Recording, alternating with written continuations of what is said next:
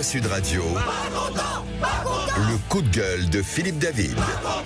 Comme d'habitude, je vais remettre le clocher au milieu du village et même de 34 875 villages qui vont du plus petit village de France à la capitale. Pourquoi 34 875 villages?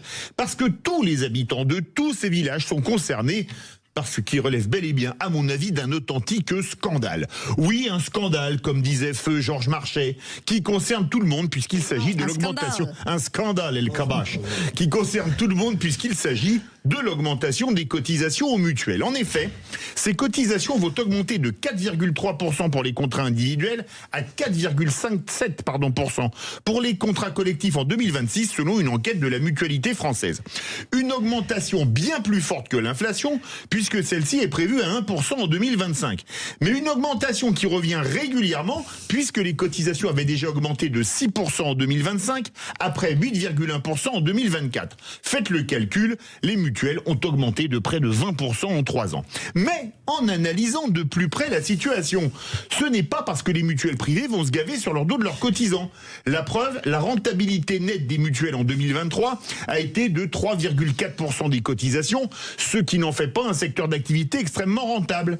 Une hausse due en grande partie à une taxation exceptionnelle des complémentaires santé intégrée dans le budget de la sécurité sociale. Le montant de la taxe atteignant le chiffre faramineux, accrochez-vous bien, d'1 milliard d'euros. Une taxe qui s'ajoutera aux nombreuses taxes, multiples et variées, déjà existantes. Le niveau de celle-ci pour les mutuelles en France allant dépasser les 16%, quand elles sont de 2% en Italie. Pourtant, de notre côté des Alpes, nous sommes matraqués par la sécurité sociale et par les mutuelles pour être de moins en moins bien remboursés. Regardez le reste à charge pour les lunettes et pour les dents, qu'on ne peut pas éviter. Ainsi, l'État rembourse de moins en moins, tout en faisant payer de plus en plus de cotisations à ceux qui travaillent, tout en taxant de plus en plus les mutuelles, qui coûtent de facto de plus en plus cher. Et à l'arrivée, de moins en moins de gens peuvent se soigner, à commencer par les bas salaires qui n'ont pas la CMU. Et après, on s'étonne que les postes les moins payés ne trouvent pas preneur.